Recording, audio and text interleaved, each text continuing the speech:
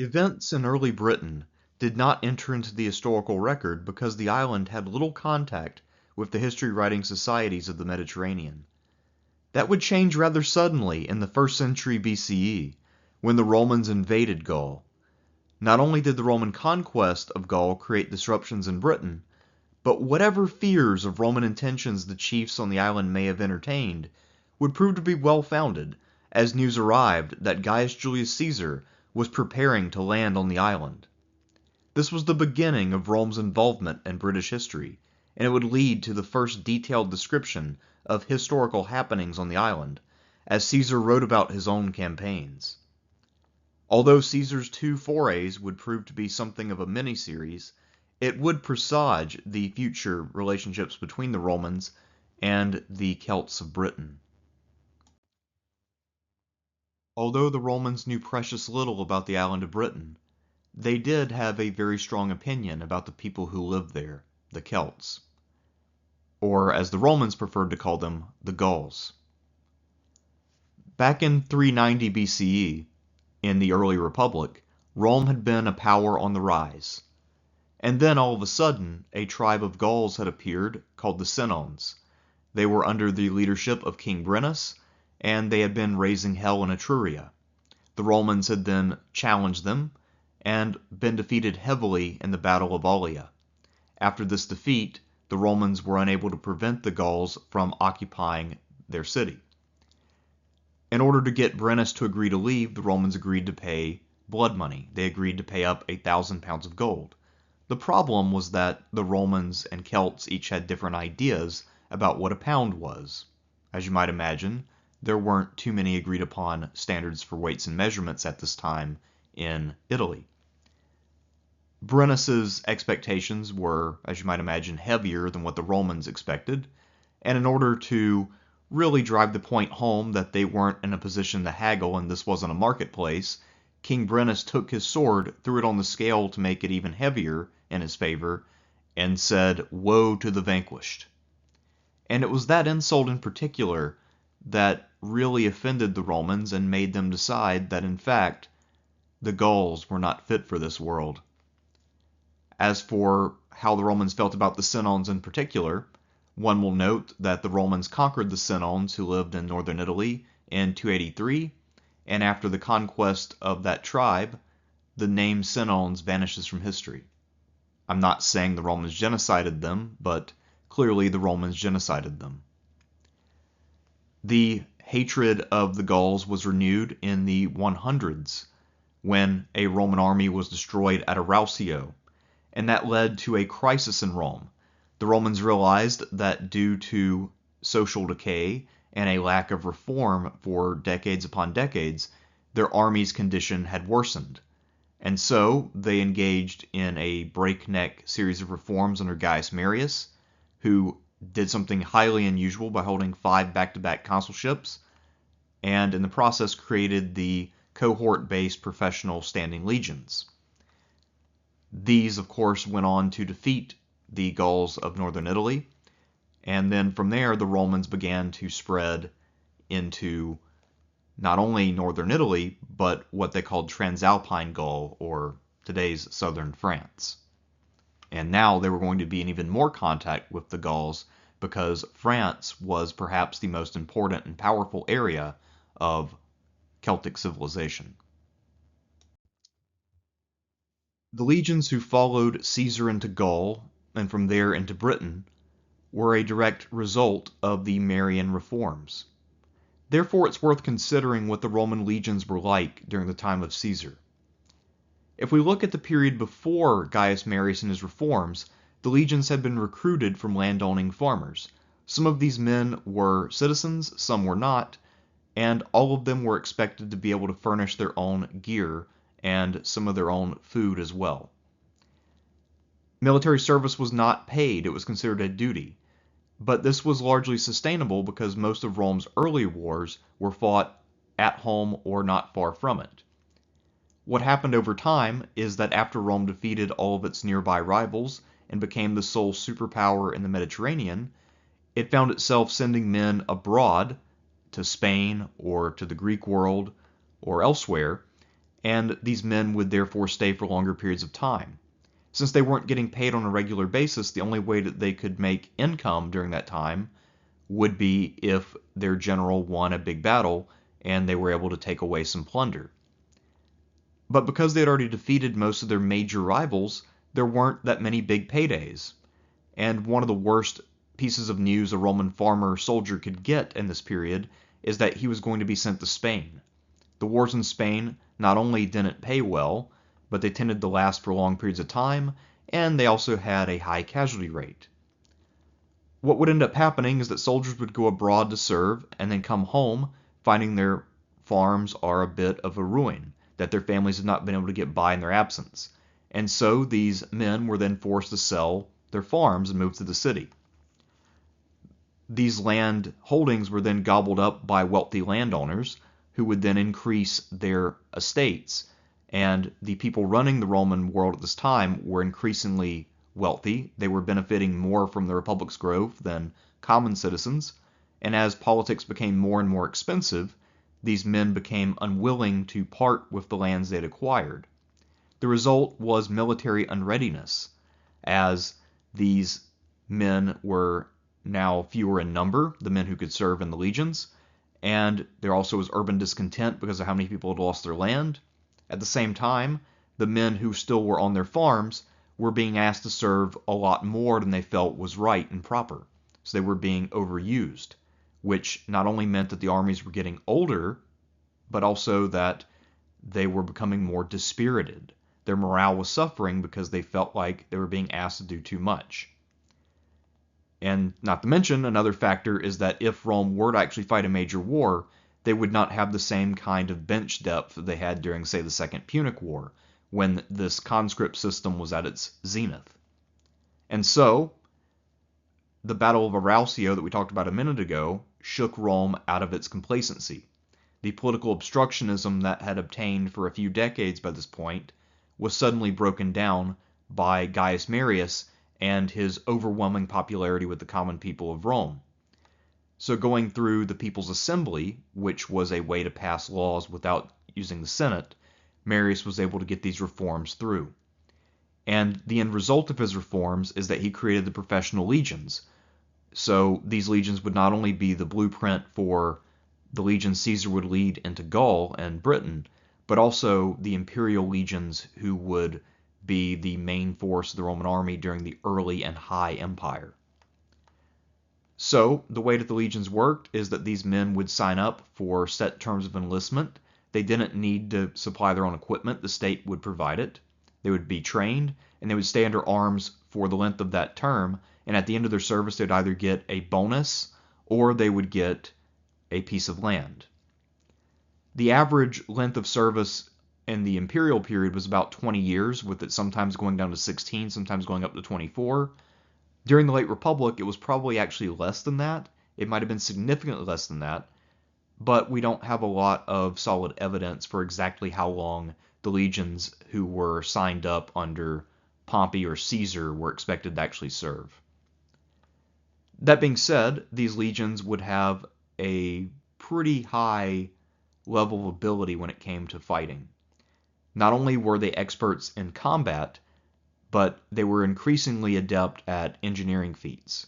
And this would become more the case in the imperial period, when the legions were the primary purveyors of what we might call infrastructural work, building roads, aqueducts, etc. One of the key characteristics of the legions post-Marius, at least the legions between Marius and then the Principate of Augustus, is that they relied very heavily on their commanders. So they owed their loyalties not to the Senate and people of Rome, but to their particular generals. So if we talk about political obstructionism again for a minute, what would happen is that generals tended to go to the Senate to try to get their legislation passed. That legislation would also include things like, I want to give a discharge bonus to my men or give them land in this area. And one way the senators could compete with each other and prevent any one of them from becoming too great was to then shoot down those bills. So if a commander was too successful, the Senate could, and often did, refuse to ratify whatever that general was trying to get passed. So this would cause Rome eventually to enter a period of sustained civil war because the soldiers wanted to get paid for their services that they've already rendered, and without their general being victorious, that was not going to happen. So this would create political turmoil down the line, and I don't think it would have surprised too many people at the time of Caesar's invasions if you had told them that the professional legion was going to have some major negative implications for the Republic's future.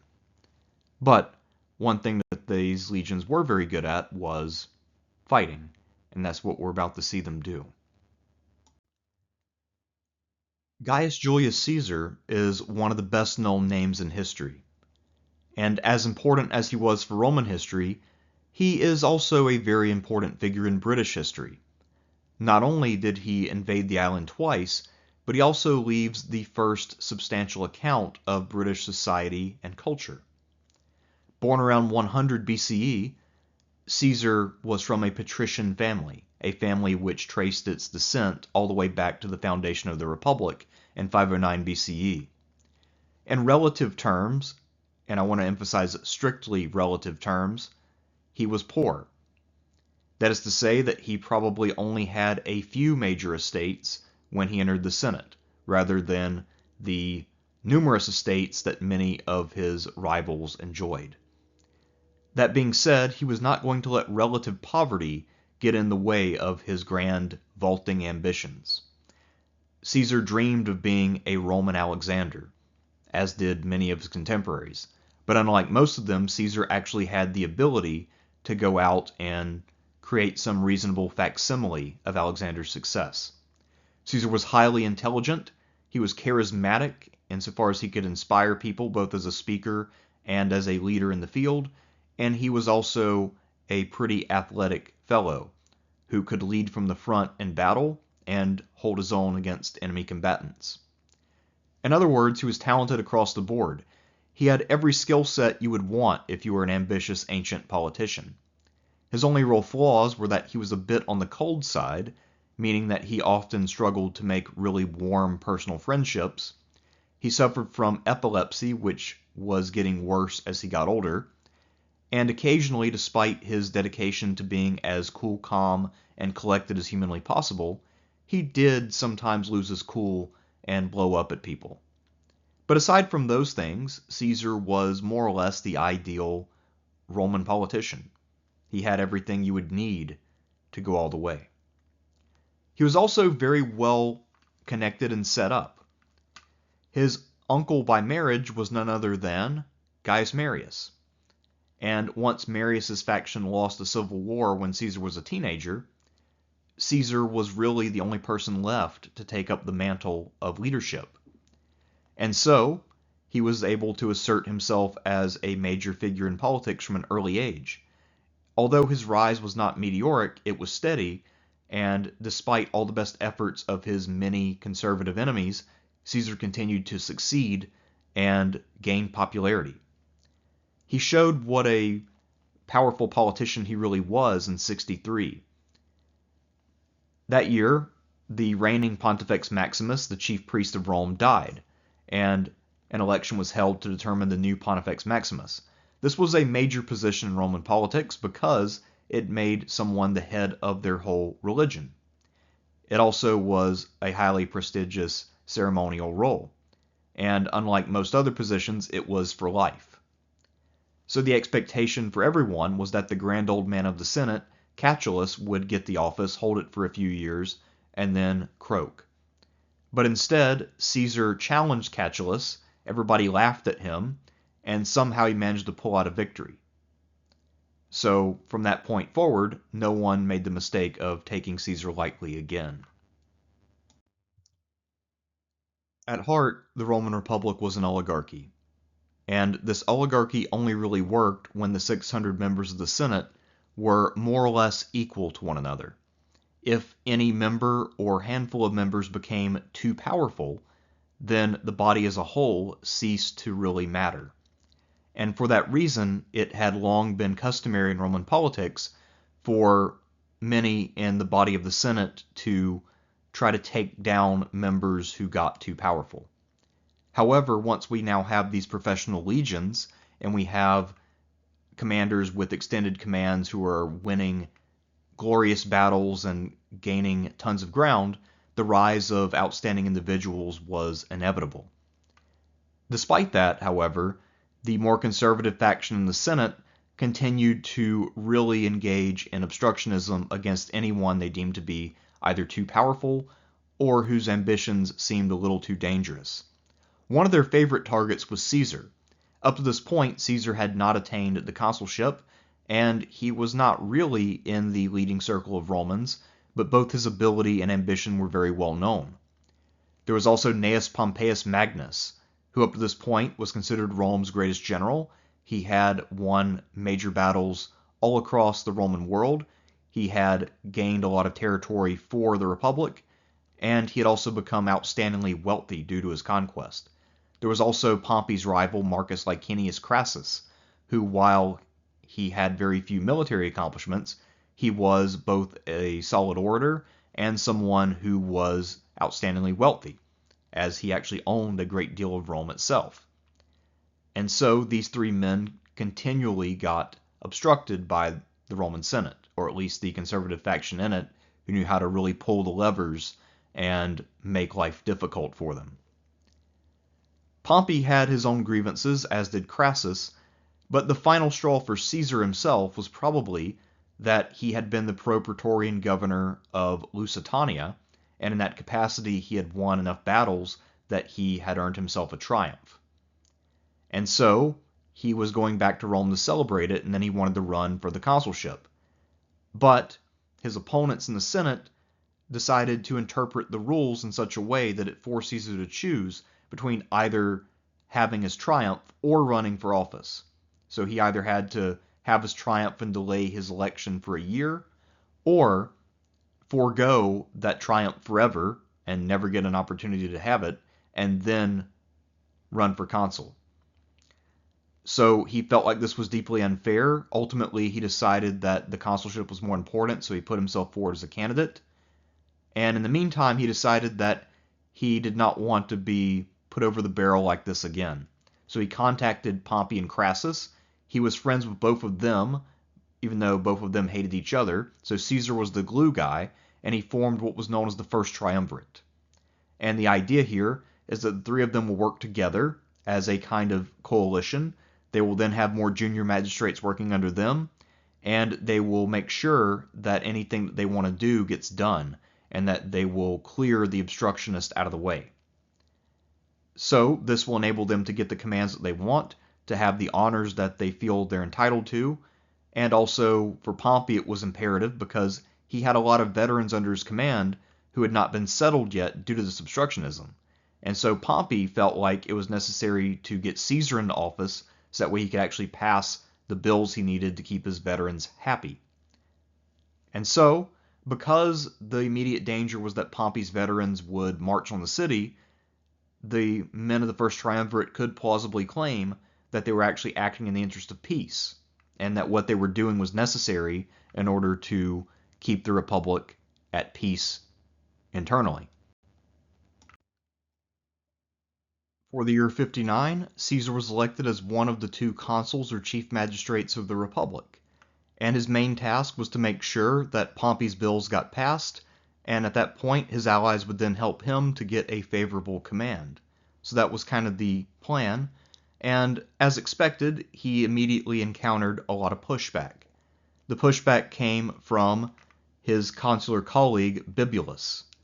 They had been rivals for many years, they were the same age, they had run for the same offices throughout their career, and now Bibulus's task was to try to obstruct everything Caesar wanted to do.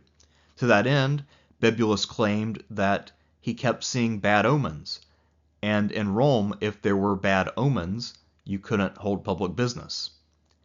But Caesar, as the Pontifex Maximus, felt like he knew better, and so, despite that, he didn't have the authority to just counteract Bibulus. So what he did instead is he hired street thugs to threaten Bibulus, and they kept him confined to his home. Later on, Bibulus would claim that he kept seeing omens every single day of his consulship, and therefore Caesar had violated religious law. In the meantime, though, Caesar was able to have his way in the Senate and get his bills passed either by that body or by the popular assemblies through more junior magistrates. So, the wits such as Cicero called the year 59 BCE the consulship of Julius and Caesar, rather than the consulship of Caesar and Bibulus. Because of both the political violence of the year and because of the omens that Caesar ignored, his opponents were determined to prosecute him for his abuses of power and his irregularities. Caesar, as you might imagine, was equally interested in not facing such a trial. And so that was going to be a sticking point down the road. But by the time we meet Caesar when he's invading Britain, that is probably not foremost on his mind anymore. Just as Caesar delivered for Pompey during the consulship of Julius and Caesar, so his allies delivered for him. Initially, Caesar was not supposed to get a very promising province, but then one of the designated governors in the north died, and so Caesar was able to make sure that those provinces went to him. So he ended up getting both Cisalpine and Transalpine Gaul. Cisalpine Gaul is basically northern Italy, whereas Transalpine Gaul is today's southern France.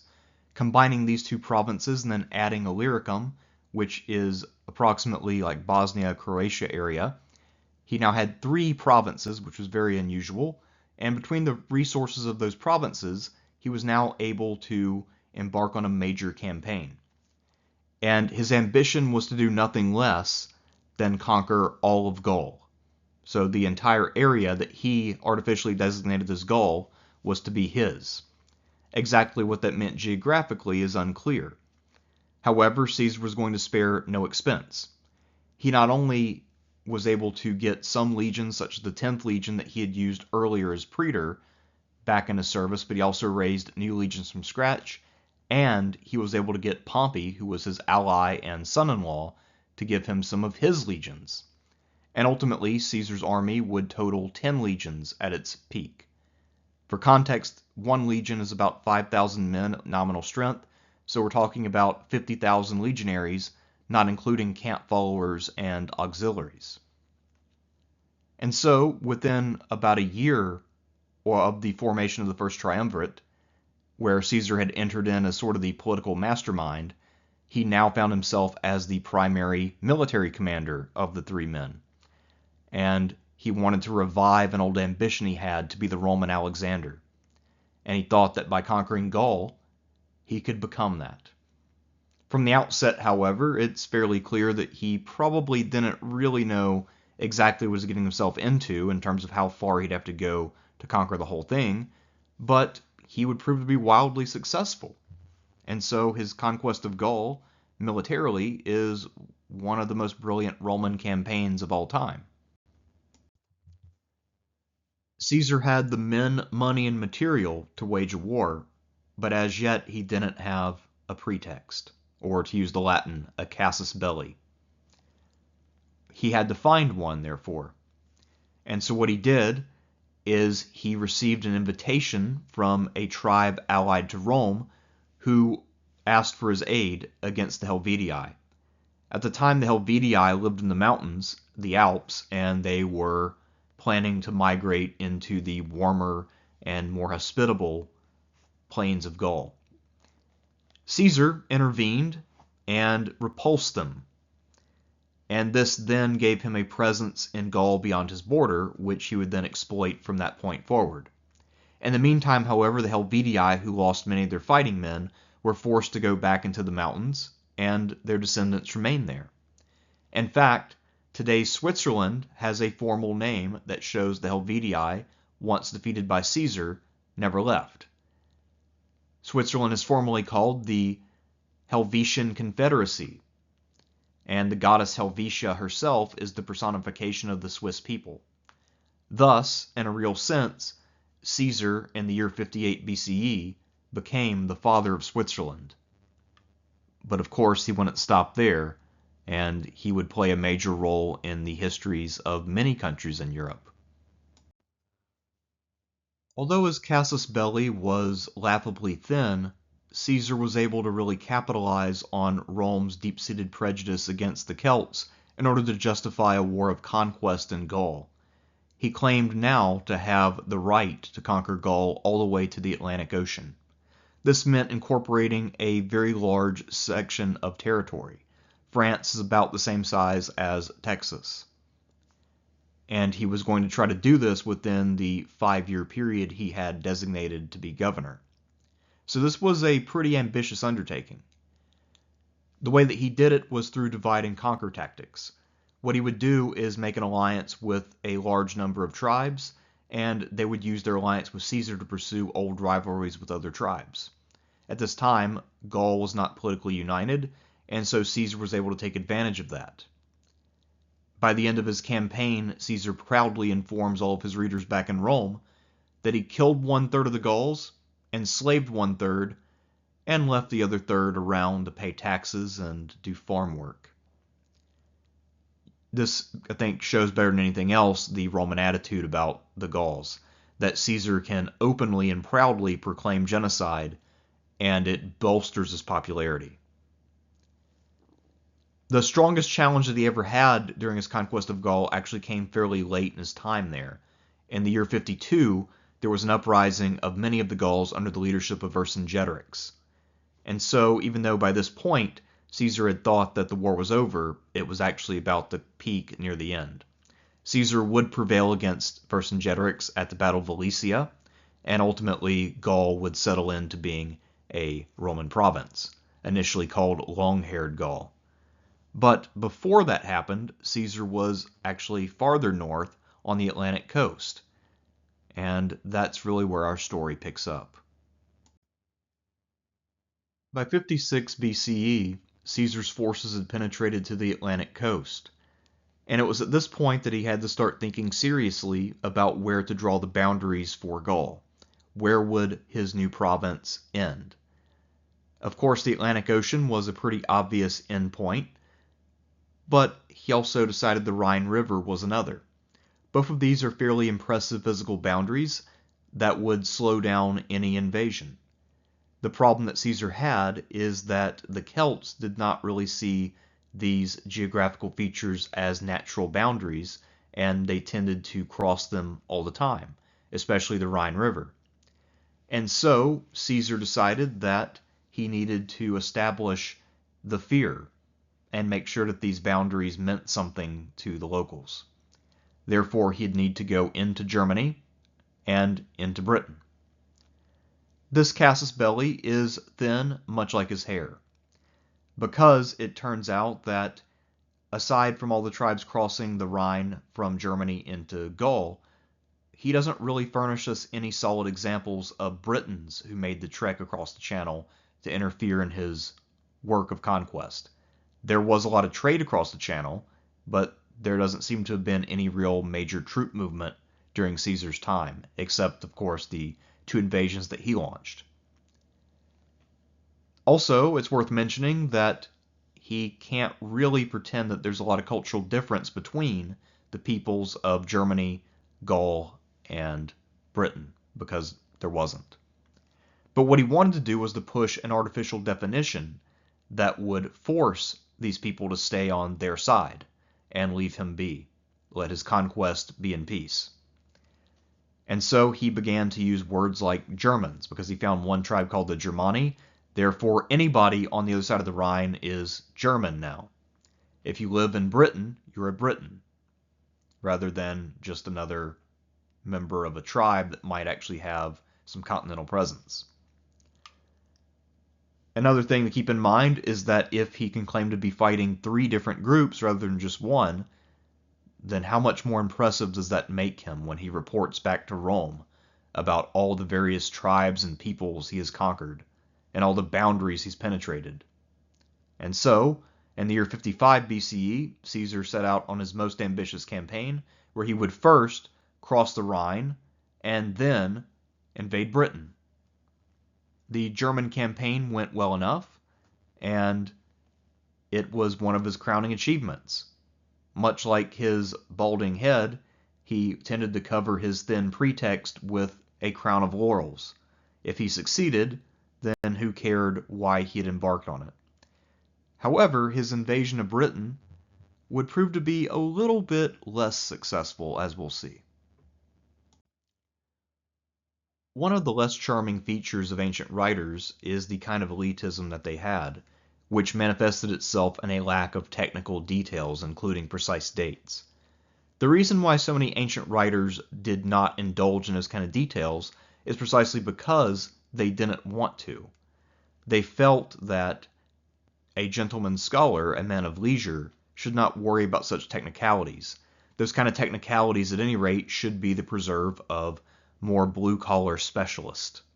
And so, Caesar doesn't give us a precise date for his landing or his departure. Thoughtfully, therefore, he left subsequent generations of Britons with a mystery to solve.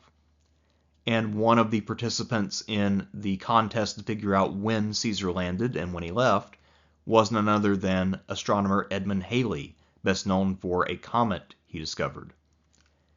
So, today we have what we feel are pretty good dates for his exact arrival and departure, with the arrival happening around mid-September and his departure in very early October. Anyhow, Caesar's landing was a fraught thing. He clearly did not understand the sailing conditions in the North Sea. Caesar, of course, only had experience in the Mediterranean. And while many of his sailors presumably did have that experience, he doesn't seem to have really taken all of their advice into consideration. So his ships crossed the English Channel, and they ended up arriving off the White Cliffs of Dover. Here, they found that the Britons were anticipating their arrival. As I mentioned, there was a lot of traffic back and forth across the channel, and so merchants had already informed the British tribes of the coast that Caesar was on his way. Up on the cliff, Caesar saw something that he probably didn't anticipate. He saw chariots. In the Mediterranean world, chariots had long been retired from military service, and they were used just for racing. So this was quite unusual. It was like something out of the Iliad. Caesar didn't want to try to land near the cliffs because getting up on the cliffs would be arduous, especially with all the gear, and so he and his men sailed along the coast for several miles until they found a beach. And once they tried to land, they found that those chariots had then traced their progress and were sitting on the beach waiting for them. And so Caesar, with his 2 legions, the 7th and 10th, attempted to force a landing. However, not only were their ships not ideal for the Atlantic, they also weren't ideal for beach landings, because they could only go so far to the coast without getting stuck. So the men had to kind of jump out in chest-deep water and try to wade forward. And they're doing so while being hit with javelins and arrows. And so it's very intimidating. Ultimately, however, they are able to establish a beachhead after Caesar provides support fire from archers on small boats, and the 10th Legion will eventually kind of be shamed by its standard bearer into charging into danger. So they will acquire the beach, the Britons will rout, and it looks like it has been a good victory. Caesar sets up his camp, and a leader or two actually trickles in to offer their submission, because they figured if they couldn't contain them at the beach, it was all over. So everything's looking great, but then that very night, or perhaps the next night, a big storm blew up. And then Caesar's boats all got screwed up. So the boats that were anchored off the coast got bashed into each other. The boats on the shore, the warships, were flooded out and waterlogged, which made them slow. And so now Caesar found himself stranded. His ships were not in sailing condition, so he had to hurriedly order their repair. Meanwhile, he also had no real food because he didn't want to be there more than a week or two. He was sailing out at the end of the sailing season, and most likely his original plan was to be there for a week, maybe 2 at the most.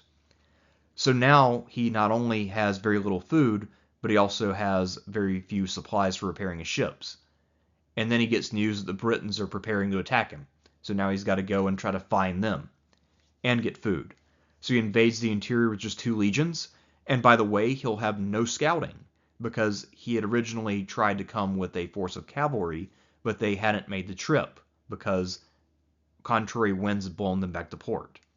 So he was with an infantry-only force, and no local knowledge. He almost got destroyed a couple times when he got ambushed at one point, but ultimately he was able to win a pitched battle near his camp. That led to the Britons adjusting their attitude and respecting him more. They began to hand over hostages again. And then Caesar got news from his camp that his ships had been repaired, and so he rushed away without even collecting his hostages and sailed back to Gaul. Because not enough ships were seaworthy, he had to then pack his men unsafely onto these ships and just hope for the best. Luckily for Caesar, his luck held, and all the men made it back. So one would think that after such a narrow escape, Caesar most likely would be deterred from trying that again without adequate preparations. And if that's what you think about Caesar, you haven't been paying attention, have you? In Gaul, during the winter of 55 to 54, Caesar and his subordinates were feverishly working all winter to build a new fleet in order to transport even more men to Britain for a second invasion. These preparations, of course, were far from secret. Caesar brought in specialists and materials from all over, and because of that, the inhabitants of Britain were well aware of what he was planning, and accordingly, they clearly made a lot of preparations prior to his arrival. Caesar decided to take 5 of his 8 legions with him, and also to build more cavalry transports as well. This time, fortunately for him, he would have 2,000 Gallic horse on his side, and he would have eyes when he marched into the interior of Britain. The landing at first went more smoothly because his boats were better able to approach the beach, and the Britons did not try to challenge him at the beach. That being said, one thing that he found soon upon his arrival is that the Britons were much more organized than last time.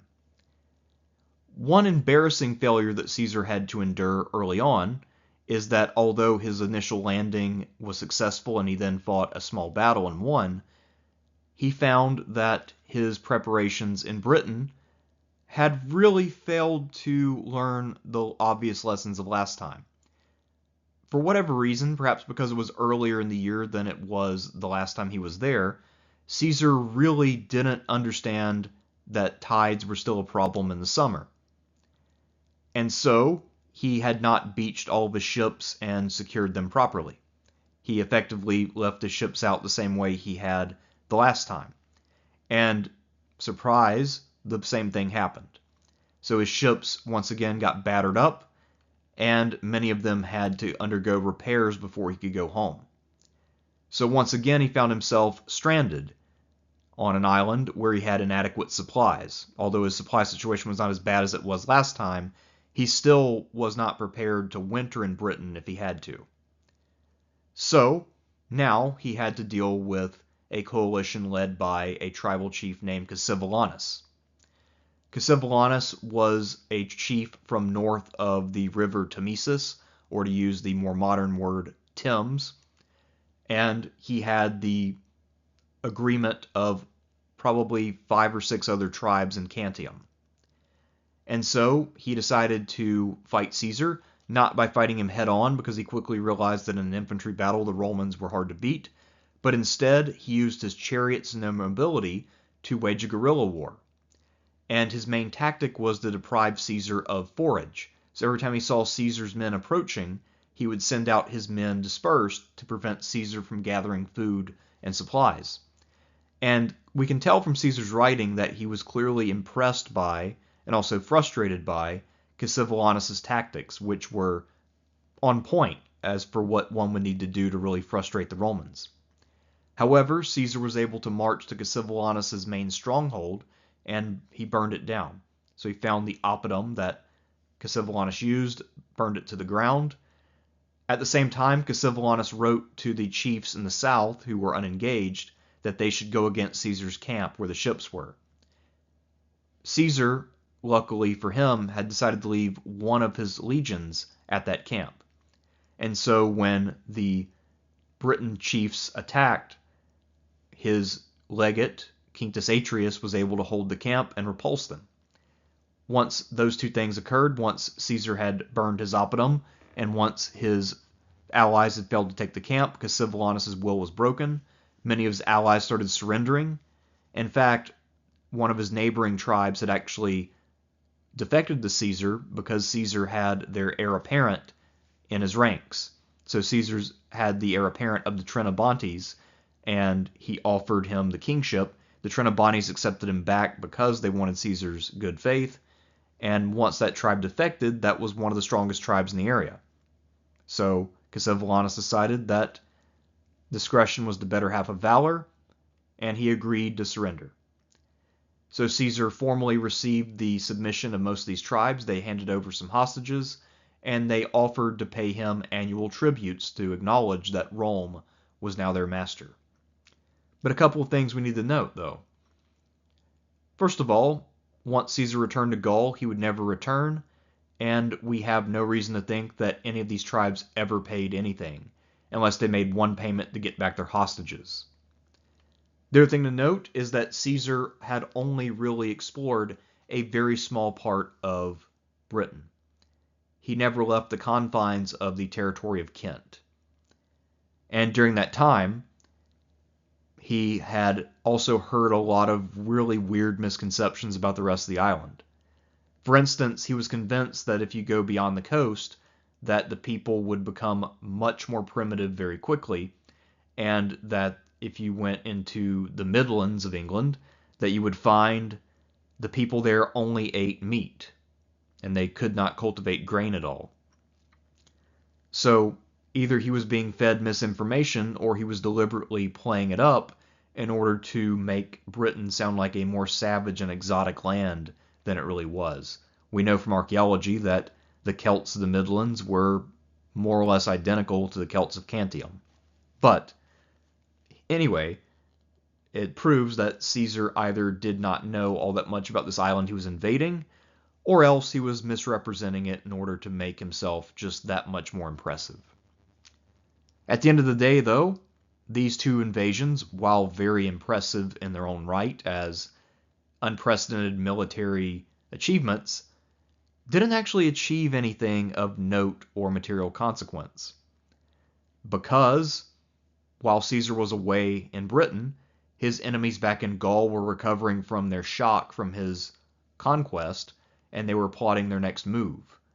You'll recall that I mentioned the rebellion of Vercingetorix earlier, which was the most serious challenge he faced. Well, there's a good chance that Vercingetorix would not have been able to rise up the way that he did if Caesar had actually stayed in Gaul, his province, and worked on setting up forts and setting up an administrative apparatus. But instead, Caesar had to be impressive and invade Britain. Of course, for our purposes here, we should be very thankful that Caesar invaded Britain, because he told us all about a few of the tribes he encountered, a few of the places he visited, including the oppidum of Cassivellaunus, and he also told us, of course, about the savage interior of Britain, where people can't cultivate grain. Next week, we'll look at the real conquest of Britain by the Romans, which occurred almost 100 years later under the third emperor Claudius.